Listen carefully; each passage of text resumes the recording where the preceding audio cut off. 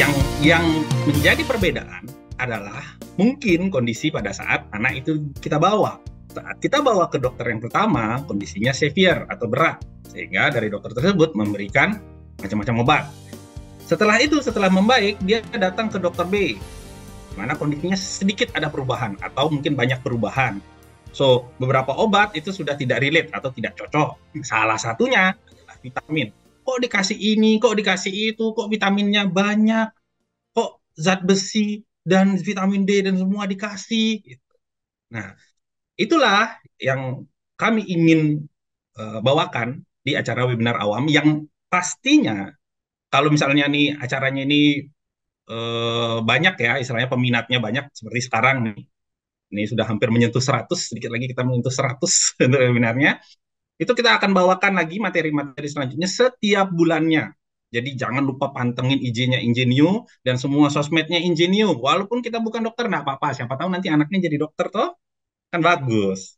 Nah, jadi pantengin terus setiap bulannya kami akan buat webinar hybrid ini untuk dokter dan awam dan kami akan memberikan pemateri-pemateri yang sangat qualified untuk komunikasi karena kami sudah terbiasa untuk mengajar, untuk memberikan mendeliver materi. Jadi materi kami itu bukan hanya materi yang kompleks tapi yang pasti mudah dicerna. Itu kata kuncinya untuk webinar kami. Itu visi dan misi yang kita akan bawakan. So pantengin terus, sharing ke teman-teman, ke keluarga, ke grup WA ya, grup WA keluarga yang isinya hal-hal medis biasanya ya, kebakaran disebabkan karena apa gitu misalnya, hal-hal yang unik-unik itu biasanya kita sharing grup WA keluarga. Nah, kita sharing yang kayak gini, berbagi ilmu yang lebih eksak sehingga kita nggak dibodoh-bodohin atau kita nggak salah istilahnya ya menganut ilmunya gitu ya. Jadi setiap bulannya akan ada, bulan depannya akan ada lagi materi baru, bulan depannya lagi akan ada materi baru, akan terus-terus ada sehingga pantengin terus. Oke, itu sedikit pembukaan dari saya. Maaf ya korupsi waktu sedikit. Nggak apa ya Bu moderator ya. Jangan dipotong dulu waktu saya. Dokter. Ya, saya kalau dikasih ngomong gini seneng banget soalnya. Jadi kisah satu malam nih tak kisah kisah-kisah Mahabharata tak jelaskan. Nah, nah. Oke, jadi nanti rekan-rekan, ibu-ibu, dan juga bapak-bapak, ayah bunda yang sedang join ke Zoom ini, nggak usah khawatir, kami akan memberikan materinya nanti nggak kompleks, ya, to the point, dan juga kami akan diktekan.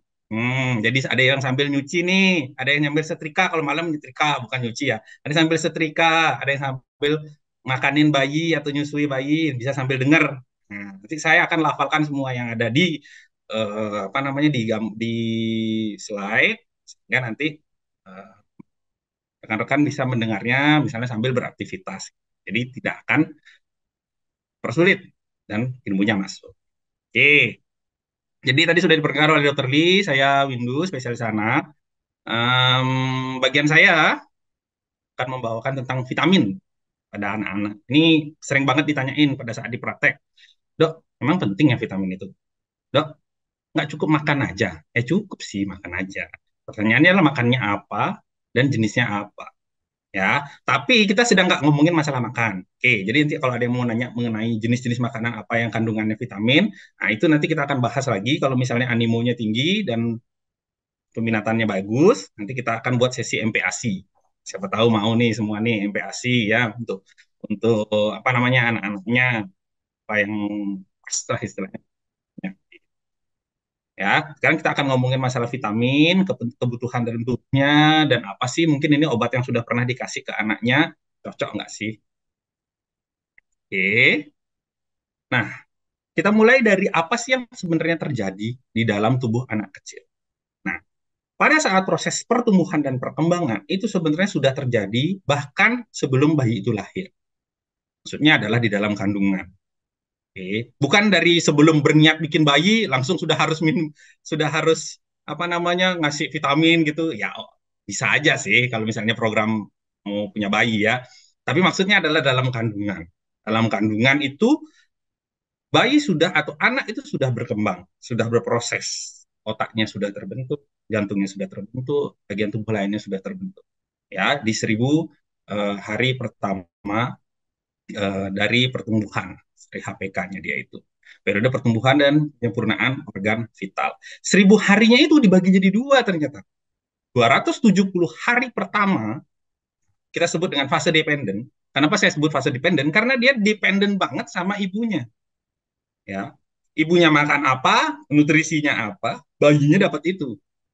Kagak bisa milih dia. Kalau misalnya ibunya milihnya, aku mau stick dong, stick tomahawk yang besar gitu. Aku maunya kue tart yang besar. Itu ngidam-ngidaman itu mungkinkah itu dari bayi? Mungkinkah? Mungkinkah? Jadinya malah jadi lagu ya. Nah, itu tidak tidak belum tentu relate dengan apa yang dibutuhkan oleh si bayi. Sehingga 270 hari pertama selain ngurusin ngidamnya, kita harus juga memikirkan apa nutrisi yang penting ya, yang esensial, zat besi, asam folat, vitamin, mineral, ya. Pasti ada suplementasi. 270 hari pertama itu hampir pasti. Ibu-ibu ke puskesmas, ke bidan, ke obgyn, ke dokter kandungan, itu diberikan vitamin. Karena ini fase dependen. Bayinya nggak bisa dapat makanan sendiri, nggak bisa dia keluar minta makan sendiri, nggak milih dia. Nugget dong bu, bosan banget sih, nasi goreng belum nggak bisa. Ya, ibunya makan gado-gado ya dapatnya gado-gado. Ibunya makannya telur ceplok ya dapatnya telur ceplok. Gitu. Ya, jadi ibunya juga harus mengontrol. Kalau moodnya pengen ini, pengen makanan makan fast food terus ya. Moodnya pengen kayak gitu, ngidamnya kayak gitu, pikirkan juga faktor nutrisinya. Karena ingat, 470 hari pertama fase dependen. Ya, ibu yang menentukan. Bapak bisa apa? Bapak bisa belikan. Ya, sayangnya di situ poinnya Bapak tidak terlalu bisa banyak membantu. Tapi 270 hari mengandung, lahir anaknya mirip bapaknya. Ya, biasanya itu sering ibu-ibunya kesel banget. Kesel banget. Saya yang hamil, saya yang ngidam, saya yang bergerak bagai robot, dok. Lahir-lahir anaknya mirip bapaknya. Ya, masih mending, Bu. Daripada mirip tetangga, itu kan tambah bahaya gitu ya. Bercanda ya, bercanda. Ya, semoga semoga teman-teman dan yang lain tertawa di dalam off cam gitu ya. Oke, saya lanjut. 730 hari pertama atau setelahnya. Itu namanya fase independen. Fase independen itu apa? Fase independen itu artinya yang menentukan ya apa yang dimakan oleh si bayi. Si anak. Si anak lah ya, nggak bayi terus dia, si anak. Jadi kalau misalnya anaknya itu makannya dia fast food, ya dapatnya cuma kalori. Kalau dia makannya hanya sayur saja tanpa protein, ya anaknya cuma dapat serat dan mungkin multivitamin, mungkin vitamin sedikit. Tapi protein itu penting juga. Itu. Jadi di fase independen yang kita tekankan selain makanannya harus gizi tinggi, jadi variatif. Nah, ini yang biasanya pusing. Aduh, dok, nyuruh kan gampang, ngomong itu gampang luar biasa. Jangan salah. Saya juga punya anak. Dan anak saya juga apa namanya terjadi hal yang sama. Jadi susah kita menentukan makan. Jadi bukan mikirin Pak atau Bu, masa depan kita kayak gimana? Kagak. Sesederhana kalau zaman sekarang ya, ayah dan ibu zaman sekarang, besok anak saya makan apa ya? Itu udah kenyut-kenyut itu. Mungkin dokter Lee belum tahu nanti ya. Dokter Lee setelah nanti punya anak baru tahu. Jadi hal seperti itu juga bikin nggak bisa tidur loh malamnya. Mikir, aduh besok masih makan apa? Kemarin udah ikan, habis itu udah ayam. Kemarin dikasih sapi dilepeh. Puyeng. Ya, namanya fase independen. Jadi benar-benar banyak hal yang harus kita usahakan untuk memberikan masukan nutrisinya. Nah, kalau kita gagal di fase dependen saat kehamilan, ya, ibunya tidak dapat nutrisi yang bagus, makan sembarangan, minum alkohol, mabuk-mabukan, dugem, naik motor racing, itu emak-emak apa preman, ya, akan terjadi gangguan pembentukan hingga kecacatan. Fase dependen lebih berbahaya ya. 270 hari pertama itu cukup berbahaya. Cukup berbahaya karena apa? Bisa menyebabkan kecacatan. Sedangkan di fase independen, kalau mengalami kegagalan, itu gangguannya adalah pertumbuhan, perkembangan, inteligensia, dan daya tahan tubuh. Ya, lebih ke arah fungsionalnya. Jadi, ibu-ibu kalau misalnya beli mobil, mobilnya dapat, tapi fiturnya kurang gitu. Atau beli HP deh, 15 Pro Max. bayi yang harusnya lahir, ini bayi 15 Pro Max. Ternyata baru lahir, bayi 15 aja, tanpa Pro, tanpa Max. Gitu. Karena apa? Karena kita di independennya gagal. Itu. Ya. Sedangkan kalau misalnya di independennya gagal, yang awalnya iPhone bisa turun, mungkin jadi Nokia, Nokia Tingnung Tingnung, yang layarnya kecil itu, hitam putih, yang mainannya cuma ular-ularan aja, ya, gitu. Jadi itu istilahnya. Kalau dependen gagal, dia downgrade sampai fitur-fiturnya semua.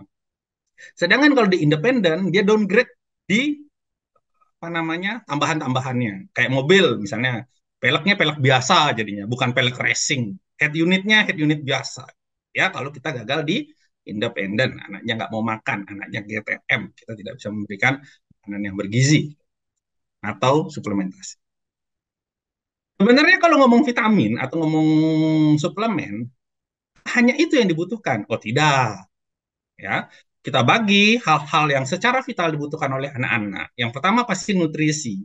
Ya, anak kan tidak ada kesibukan tertentu, tidak ada kan. Anak baru lahir itu punya job desk ya, jadwalnya padat. Ya mungkin kecuali Rafathar sama Cipung baru lahir dia sudah jadi apa namanya sudah jadi GM mungkin ya CEO, mungkin bentar lagi jadi presiden atau wakil presiden.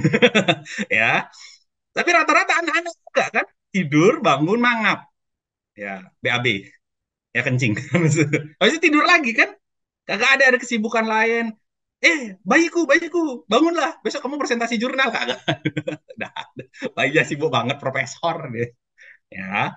Nah, sehingga di bagian mangapnya itu yang kita harus masukkan makronutrisi dan mikronutrisi. Makronutrisi apa ya? Makanan yang dalam bentuk padat, misalnya protein, karbohidrat. Ya, yang secara besar yang bisa kita lihat lah ayam sepotong, nasi, sayur, susu dan lain-lain, hasil. Mikronutrisi kandungan kecil-kecil yang ada dalamnya, kandungan garam kah, kandungan dari zinc kah, kandungan vitamin-vitaminnya kah, zat besinya kah, ya sedikit tapi penting. Dua hal selanjutnya adalah stimulasi dan deteksi dini. Stimulasi dan deteksi dini. Ya, sama seperti istilahnya, kalau misalnya hewan punya anak, sapi lahir bisa langsung jalan, bisa, kan? Terus ikan baru lahir langsung bisa berenang, bisa. Burung baru lahir langsung bisa terbang, ya harus belajar lagi. Gitu. Tapi ada poin stimulasinya, ada yang dilakukan. Karena apa? Manusia itu bukan cuma masalah jalan saja, tapi masalah bicara. Kalau anak Indonesia lahir di Indonesia, punya bahasa Indonesia karena stimulasinya Indonesia. Anak Indonesia lahir di Jepang, bahasa yang dia bisa pasti bahasa Jepang. Walaupun anak Indonesia, bapak ibunya Indonesia, Jowo-jowo keduanya, lahirnya pasti bahasanya kalau diajarin bahasa Jepang pasti bahasa Jepang. Itu poin stimulasi. Jadi anak mungkin lahir tidak akan ada masalah dengan berjalan kalau tidak ada apa namanya permasalahan di otak atau kecacatan dan lain-lain. Anak pasti bisa melakukan motorik atau melakukan tindakan yang gerakan-gerakan yang seharusnya. Tapi bahasa itu yang salah satu tidak bisa dia pelajari sendiri. Walaupun makronutrisinya penuh, Dok. Walaupun mikronutrisinya penuh, kalaupun semuanya penuh, kalau tidak pernah diajarkan, tidak akan pernah bisa. Itu poinnya. Banyak yang nanya kan, saya nggak bisa ngomong dong, speech delay dan lain-lain. Padahal anaknya gemuk, tinggi, makannya enak-enak, sudah makannya bagus dan lain-lain. Poin stimulasi. Ya, anak itu tidak dicetak dalam bentuk cetakan siap saji. Ya, anak itu dicetak dalam bentuk cetakan polos. Bapak dan ibu yang memberikan warna. Cie, keren banget. Udah bisa ditutup ya nih ya, webinarnya langsung ya. Sudah kata-kata mutiara soalnya. Canda-bercanda. Lanjut. Ya, yang terakhir, yang keempat, belum terakhir ya, sebenarnya banyak lagi ada di bawahnya. Tapi poin utamanya ini. Yang terakhir adalah deteksi dini. Ini kuncinya juga. Karena apa? Kalau deteksinya terlambat, penanganannya juga lebih sulit. Oke, sama seperti istilahnya anak kelas 1 SD tidak naik kelas 3 kali dibandingkan anak kelas 1 SD yang 6 bulan atau misalnya 1 bulan tidak masuk. Jadi dia cuma telat 1 bulan dibandingkan telat 3 tahun. Yang mana lebih mudah? Jelas 1 bulan. Sama, anak-anak juga seperti itu. Gitu. Ya, anak-anak juga poinnya seperti itu, sehingga kalau misalnya dia itu terlambatnya jauh, kita akan kesulitan sebagai dokter. Eh, Mbak Widya, tolong di mute. Ada bocor, bocor halus, bocor halus. Tolong di mute, ada pesertanya yang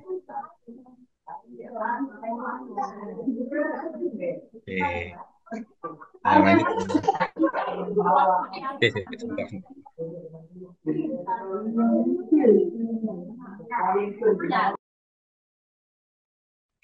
Sudah ya. Gimana tadi? Lu.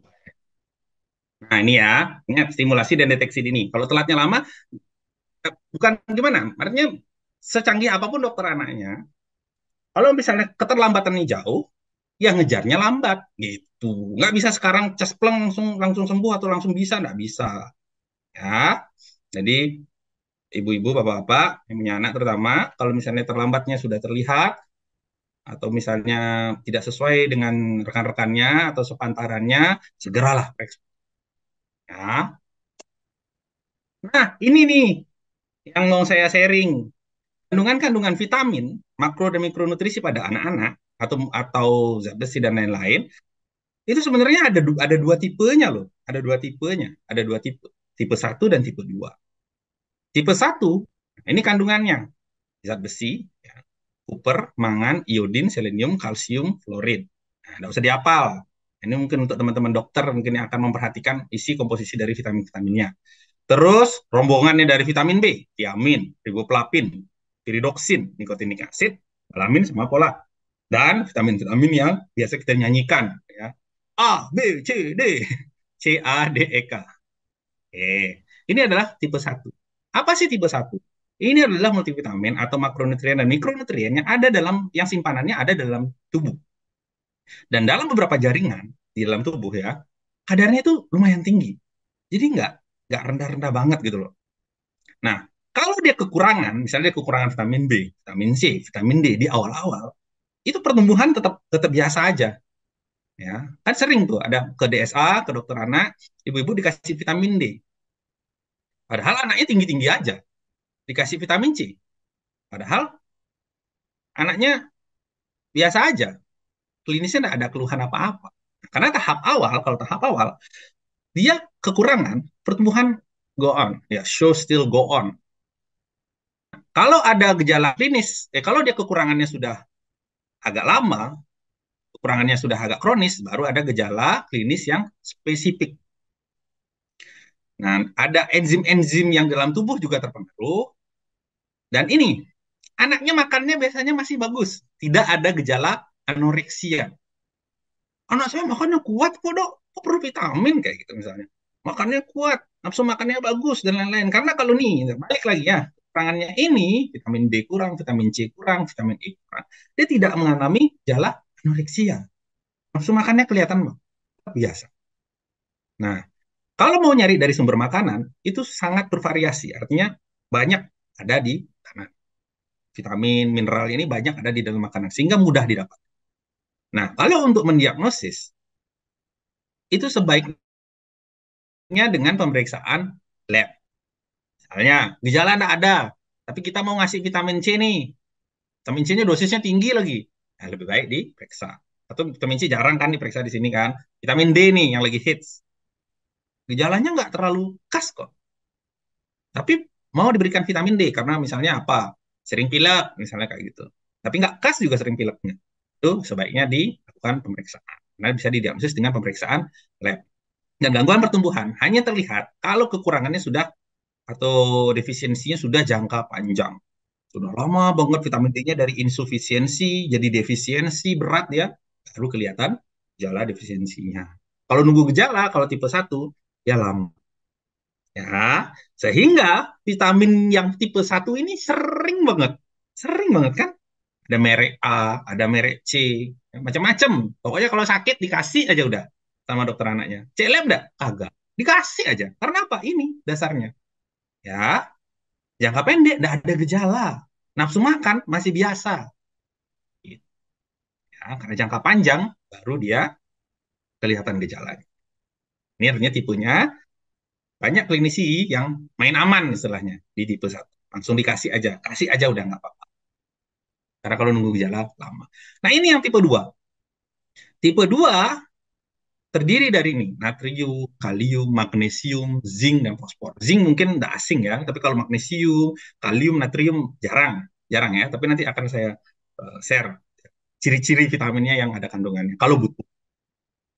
Untuk protein itu juga masuk ke dalam tipe 2. Kalau kekurangan cepat dia kelihatan efeknya langsung kurus. Dan yang lain juga nih oksigen, air dan juga makanan ya, energi itu kalau kurang kan langsung kelihatan anaknya langsung lemes, anaknya langsung dehidrasi. Oksigen apalagi anaknya langsung sesak napas kayak gitu. Nah, tipe 2 ini tidak ada cadangan dari tubuhnya ya, ayah-ayah dan ibu. Tidak ada cadangan dalam tubuh atau kalaupun ada dia fast depleted. Cepat cepat habis dan dia memiliki efek yang menyeluruh pada metabolisme. Kalau dia kekurangan, metabolismenya langsung crumble ya. Ada ketidakseimbangan. Gangguan pertumbuhan juga akan kelihatan. Pas awal kekurangan, langsung dia kelihatan gangguan pertumbuhan. Misalnya langsung kurus. Pelan-pelan kelihatannya tambah tidak bertambah ininya, tinggi badannya. Anaknya tidak bisa konsentrasi. Ya, awalnya biasanya rajin belajar, jadi nggak rajin belajar. Bukan karena main game, tapi karena dia nggak konsen gitu. Udah berusaha dia misalnya kayak gitu.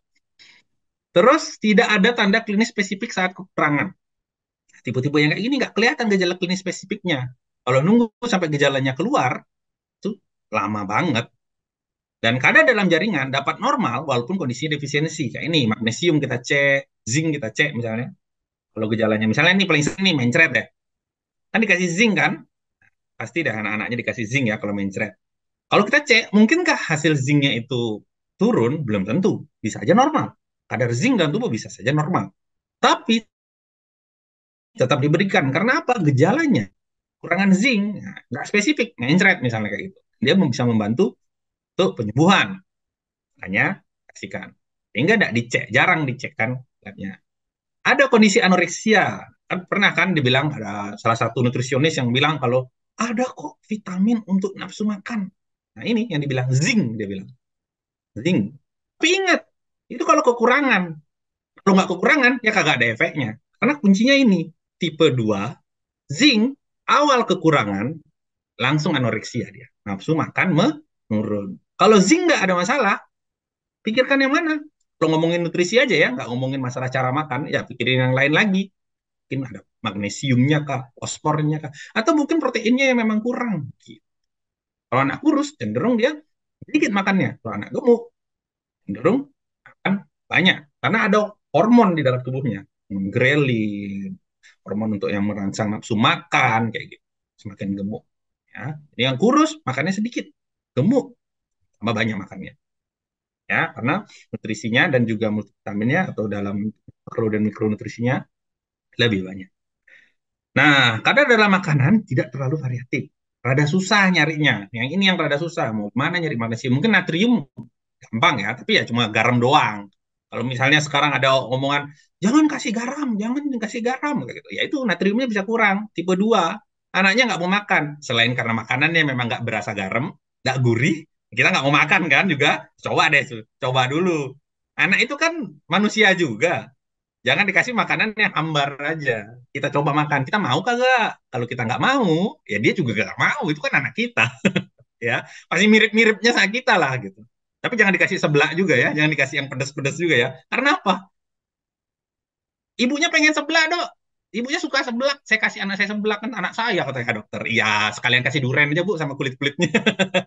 Ya nggak gitu konsepnya ya. Maksudnya adalah makanan yang manusiawi kayak gitu.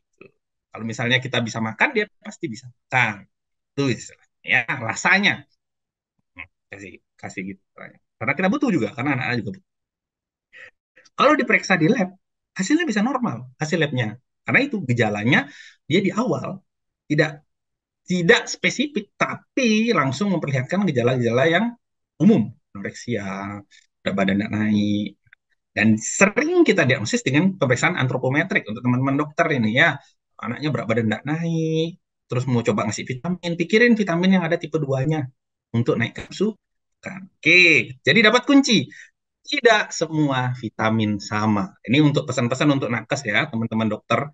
Ibu-ibunya yang datang, bawa anaknya sama bapaknya sudah pusing, butuh bantuan untuk dapat suplementasi yang sesuai, tolong dilihat.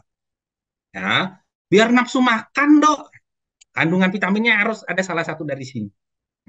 Tipe 2 karena mengurangi atau membantu mengurangi anoreksia dan juga memperbaiki apometri. Kalau dikasih tipe 1 sampai 1 kardus vitaminnya, tidak naik berat badannya. Anaknya kuat, pileknya jarang, batuknya jarang, tapi tetap kagak mau makan. Maka ada istilah anak aktif tidak mau makan. Ada kan kayak gitu? Lu anak saya aktif banget. Kalau lari cepat, ditinggal 10 detik sudah naik di atas pohon mangga loh. Ya, tapi nggak mau makan itu. Tipe satunya dia banyak, tipe duanya dia kurang. Nah, jadi kan dapat ilmu toh nih teman-teman yang awam, ibu-ibu dan bapak-bapak juga dapat ilmu untuk anak-anaknya lebih kritis, dapat vitaminnya. Teman-teman dokter juga, karena teman-teman dokter yang didengar sama pasien, jangan ngasih informasi yang misleading, nanti nggak dipercaya loh, ya. Jadi kalau nggak tahu lebih baik kita bilang nggak, ya. Nah, perlukah kalau kita bisa mengisi keanekaragaman makanan? Misalnya aturannya di luar negeri itu di Jepang itu ada 7 warna dalam satu piring. Warnanya maksudnya adalah komposisinya ya. Iuran warna hijau, terus ada warna merah dari wortel atau dari daging dan lain-lain, atau warna orange dan lain-lain. Kalau di Amerika dia ada 5 warna dalam satu piring, ya, lebih sedikit ya. Kalau di Indonesia kagak ada 4 sehat 5 sempurna gitu, nggak pakai warna dia. Sekarang udah jarang ya. 4 sehat 5 kalau bisa. Gitu, sekarang. Karena ada banyak hal yang ngomongin susu kan nggak bagus sekarang, UHT jelek, super jelek. Nah, nanti di materi kedua sama Dokter Maria nggak kalah tuh trennya ya materinya. Kita jelasin tentang 4 sehat 5 sempurnanya ini penting nggak? Nah, ternyata nih hasil penelitiannya nih, lokal kok, penelitian Indonesia, bukan luar negeri ya. Lebih dari 50% subjek gagal. Orang tua, bukan ibu ya. Kegagalan dari subjek ini bukan kegagalan ibu, tolong. Kalau bapak-bapak ada yang ikut webinar ini, jangan nyalahin ibunya aja. Bapaknya juga dong. Ya, walaupun Anda hanya menyumbang setetes dan jadi seekor anak, seorang anak, tapi di selanjutnya kita merawat anak bersama kan sendiri. Soalnya anaknya lebih mirip bapak. Jadi tolong bantu urus. Ya, 50% subjek itu gagal. Makanannya tidak bervariasi. Tidak bervariasi. Ya, menu yang paling klasik adalah ayam. Ayam aja. Senin sampai Jumat ayam. Sabtu Minggu ibunya malas masak. Ya, kalau nggak nasi kuning, ayam goreng yang crispy-crispy kayak gitu. Nggak salah juga, nggak salah. Maksudnya dalam artian ya kita juga capek. Orang tua sekarang banyak yang kerja. Sehingga keluarlah multivitamin. Ya di titik itu kadang anak itu jadi nggak ada sesuatu yang terlalu salah. Kimia, ya jelas obat-obat itu namanya kimia jelas. Tapi kondisinya kita lihat. Jadi penemuan penelitian itu dihasilkan untuk membantu kehidupan. Mau dipakai silakan, mau tidak dipakai dan dimaksimalkan dengan keanekaragaman makanan silakan. Ya, nasionalis, demokratis gitu. Sama, bukan cuma memimpin negara, memimpin keluarga pun juga seperti itu. Asik, ya. Mantap. Selanjutnya adalah gangguan tumbuh kembang. Gangguan tumbuh kembang itu terjadi terutama kepoinnya kalau kita kekurangan yang tipe 2. Untuk tipe 1, saran saya adalah pemeriksaan lab yang yang berkala. Atau kalau ada keluar gejala spesifik. Gejala spesifiknya kayak gimana, Dok? Nanti kita kasih beberapa fotonya. Ya, itu tipe 1.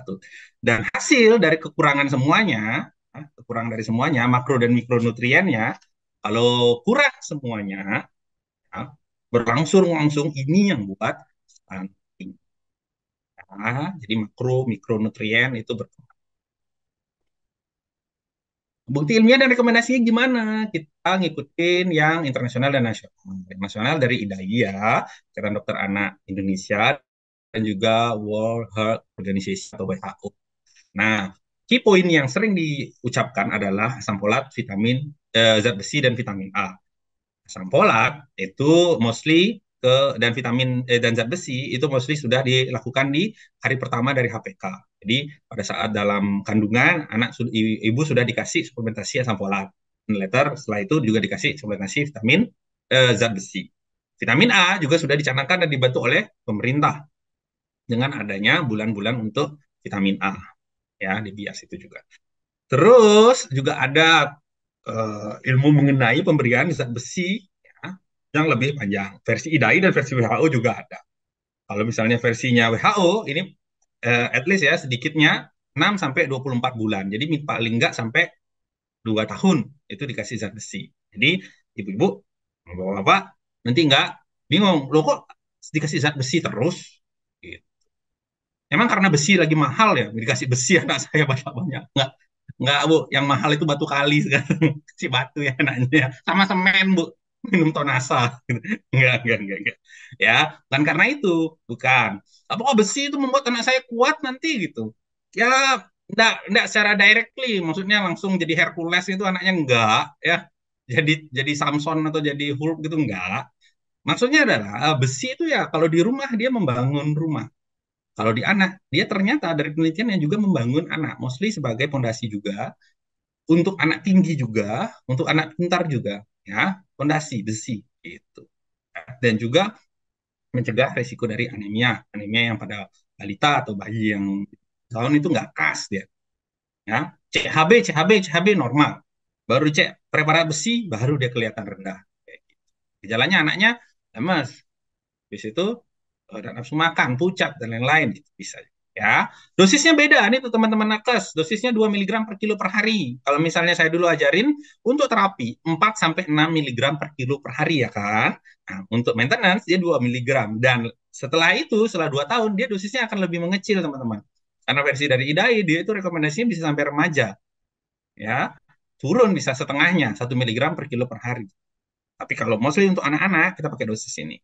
Jadi jangan salah, ngasih dosis, dok, ini dokter anaknya kemarin ngasih zat besi, terus datang ke praktekan teman-teman malah naikkan dosisnya, pernah ada yang seperti itu.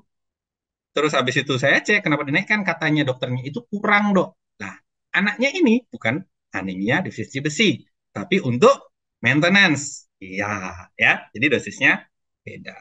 Nakesnya juga dapat, teman-teman yang profesional dokter juga dapat, perawat, bidan dan lain-lain. Nah, teman-teman yang non medis juga ada.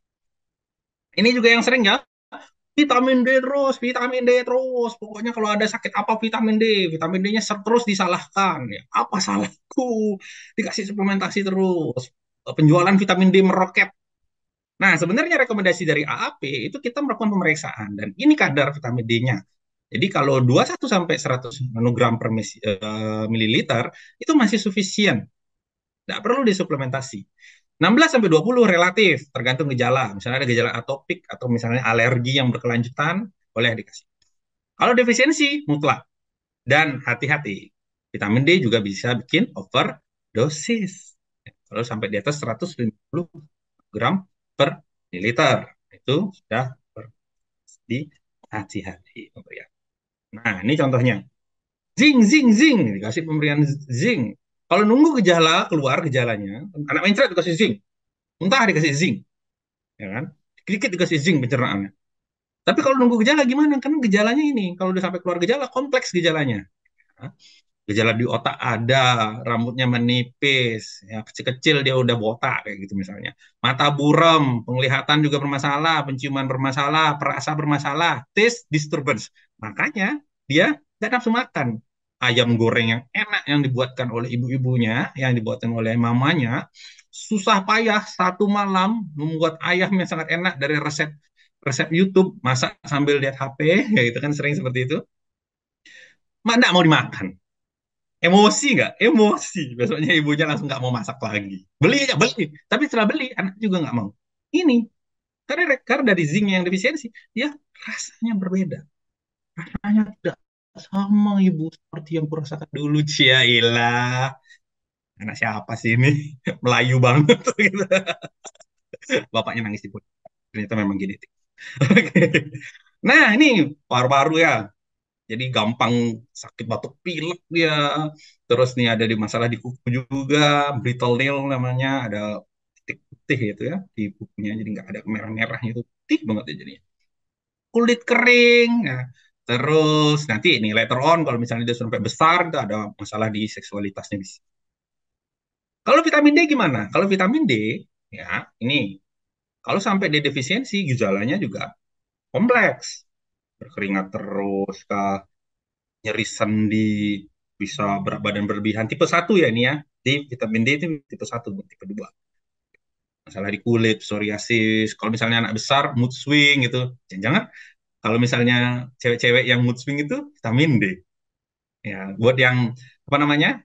Cowok-cowok yang punya pacar yang mood swing, lagi mau minum nih pacarnya, coba deh ditetesin vitamin D ya. Dikasih 4 tetes saja, satu tetesnya 400 IU. Siapa tahu loh semutnya jadi bagus. Siapa tahu kekurangan vitamin D. Nah, imunitasnya juga bisa turun, pencernaannya, ya, tensi tinggi, dan ini gejalanya. Jadi tipe tipe satu kalau ditunggu sampai gejala kompleks dia kayak gini gejalanya. Makanya sering kadang diberikan aja. Kedua, nggak kelihatan malah gejalanya, kita langsung berikan. Nah, nanti bisa mengganggu tumbuh kembang yang sangat cepat. Tipe 2. Ini zinc sudah. Ini vitamin A. Ini apa nih yang panah-panah nih? Kalau teman-teman dokter harus tahu, KMPPD juga keluar. Ya, bitot spot ya, titik bitot ini.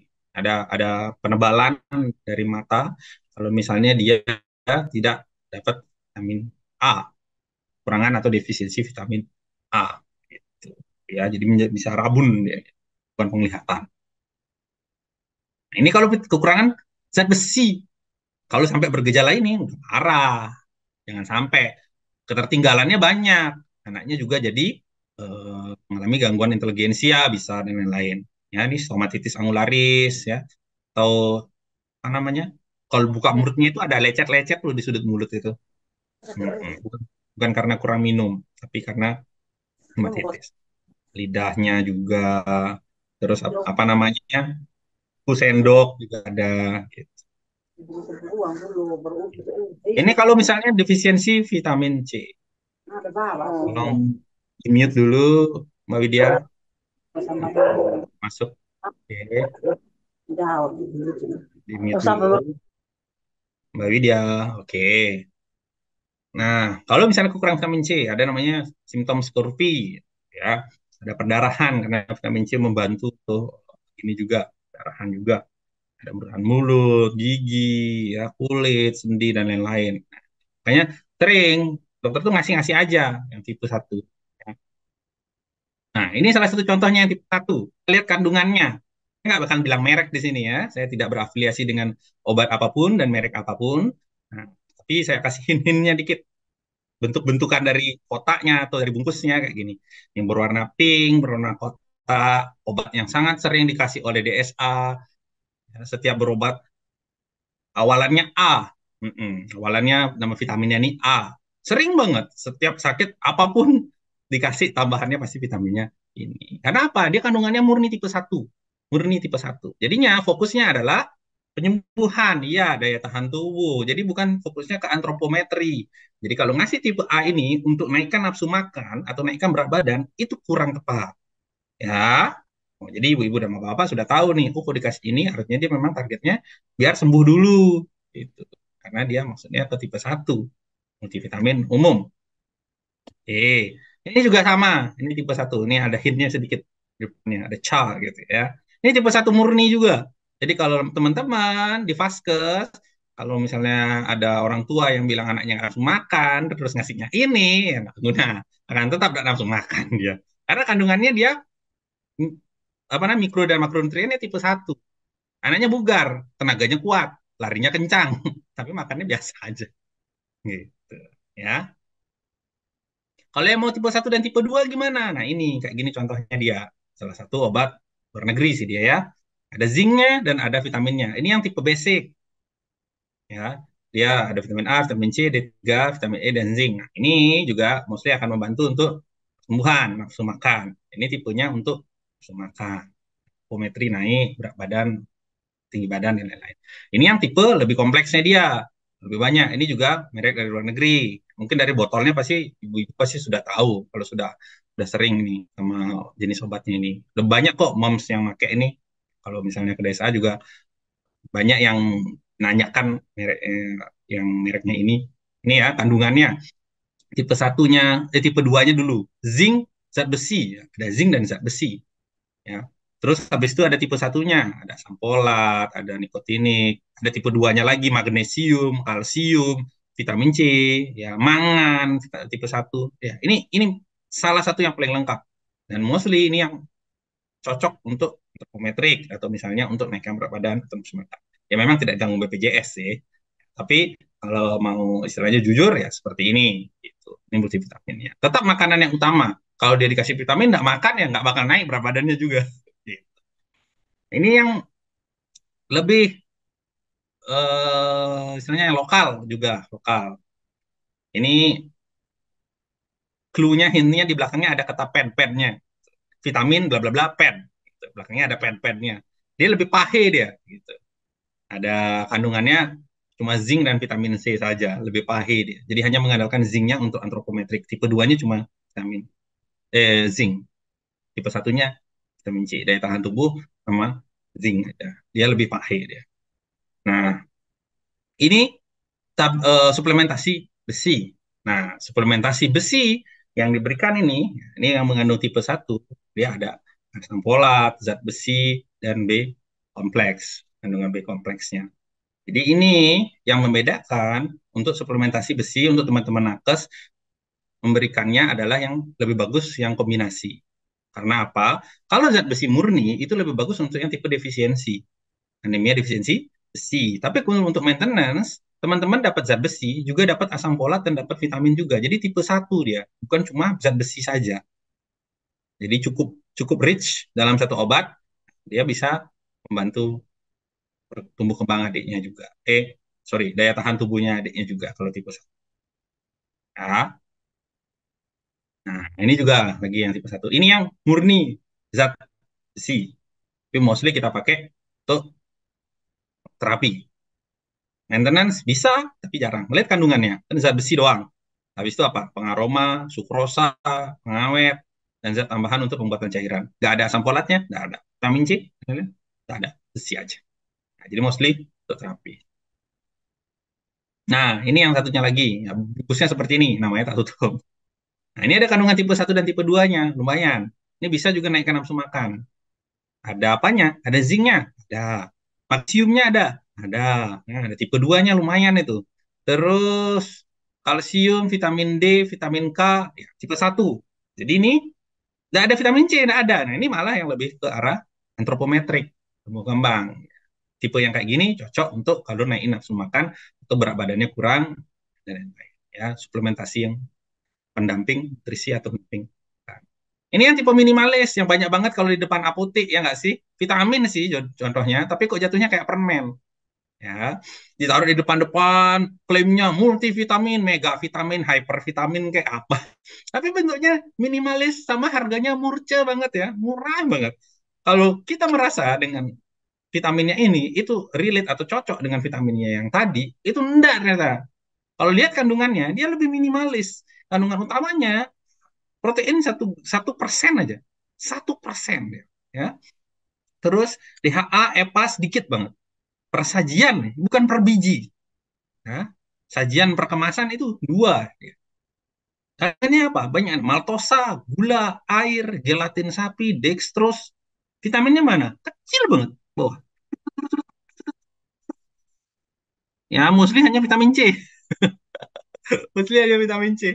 Jadi tipe minimalis. Malah yang makan kayak gini, merasa sudah ada proteksi, nggak ada. Gitu. Jadi saya nggak ngomongin brand, saya nggak ngomongin merek, saya nggak menyalahkan merek juga. Saya mengedukasi, ini tipe minimalis namanya. Ini kayak good for nothing. Nah, istilahnya good for nothing. Kalau yang sebelumnya kan ada versi pahe, versi ekonomis, versi internasional. Ini ya good for nothing deh istilahnya. Jadi tipe-tipe yang kayak gini, malah kita rekomendasikan kalau kayak ngemil lah istilahnya boleh ya. Permen yang lebih aman dibandingkan permen pada konvensional konvensional pada umumnya. Anaknya pengen banget permen, craving banget langsung kasih ini. Oke. Kalau ini jadi vitamin harian yang ternyata misalnya makanan utamanya pun kita tidak bisa memenuhi, Nah, ini kita anggap sebagai suplementasi yang membantu. Nggak bisa, nggak bisa aku diginiin. Oh, itu artinya jurang ya, jurang, jurang artinya salah gitu. Atau jalan berlubang. Kadang kita jalan, kita nggak nyadar ada lubang. Kayak gitu. Pitfall, nah, itu istilah kalau misalnya di buku kedokteran itu. Ya, yang pertama adalah penggunaan multivitamin jangka panjang dalam eh, harus dengan pemeriksaan yang berkala. Dalam pemeriksaan berkala, dengan pemeriksaan berkala. Jadi kalau pakai vitamin jangka panjang untuk suplementasi harus ada pemeriksaan berkala. Harus lab dok? Enggak, klinis saja. Sekarang makan vitamin, targetnya apa? Kalau tipe 2 targetnya pasti antropometri. Apa itu yang paling cepat? Berat badan. Seminggu naik nggak berat badannya? 2 minggu naik nggak berat badannya? Sebulan naik nggak tinggi badannya? Nah itu. Jadi ngapain kita buang uang banyak-banyak, ngasih vitamin, ternyata tetap segitu-segitu aja anak kita.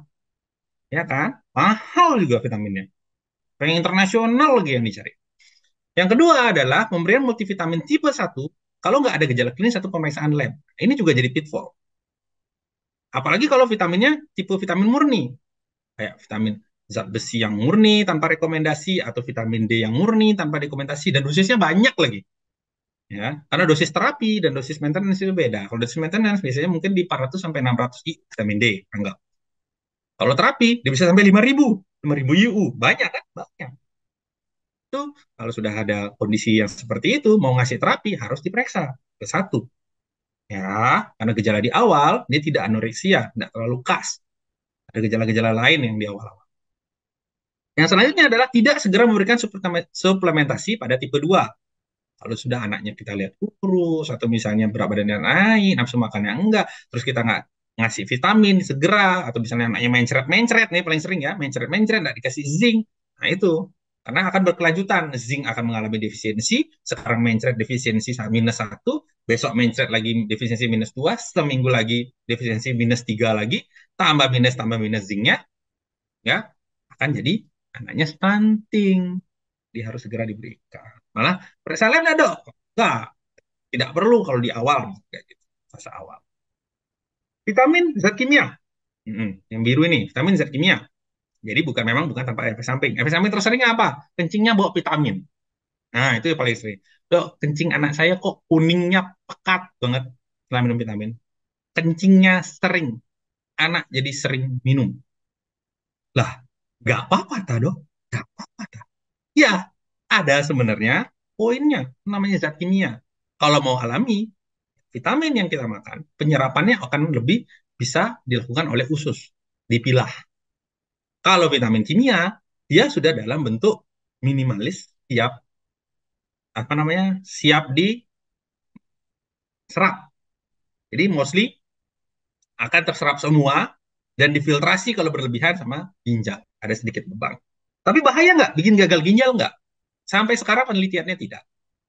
Sehingga saya bilang, vitamin itu pilihan. Dosisnya itu juga harus disesuaikan. Kalau dosisnya pas, gejalanya tidak banyak. Oke. Perhatikan komposisi kadar dari suplemen yang diberikan, yang akan diberikan. Jadi ingat, ini untuk teman-teman nakes ya, terutama tidak semua multivitamin sama. Jangan menggampangkan pemberian vitamin. Ada yang mati nggak karena vitamin? Memang nggak ada. Tapi, tapi setelah itu Anda tidak akan dipercaya. Ya, edukasi terus lebih baik. Kalau misalnya zaman sekarang Google sudah maju, Chat GPT sudah maju. Kalau kita informasinya misleading, keluarganya atau orang tuanya juga tidak percaya dengan kita, tidak percaya dengan dokter. Dan child specific di human. Nah, ini yang saya sering banget jelasin. Kalau cocok di anak tetangga, belum tentu cocok di anak kita. Pasien yang tadi saya kasih cocok, yang pasien sekarang belum tentu cocok. Anak saudaranya cocok, oh vitamin A aja cocok banget anakku, langsung makan hap hap hap hap gitu. Dikasih ke anak kita, mana mahal, kita berusaha beli, nggak cocok. Siapa yang disalahkan? Jangan salahkan siapa-siapa. Coba lagi, konsultasi lagi, telusuri lagi, sabar. Ya, be human. Anak bukan robot. Anak nggak bisa di-scan kayak mobil rusak di bengkel, nggak bisa. Ya, jadi tidak bisa di-reset juga anaknya. Kalau reject nggak bisa dibalikin, nggak ada. Ya Tuhan, anak saya kok begini, mohon ganti, masih masa garansi. Gitu. Belum 1 tahun, segel belum pecah. Nggak bisa, anaknya nggak bisa diretur Bu ya, COD anaknya. Lahir langsung bayar, ya, nggak bisa dibalikin lagi.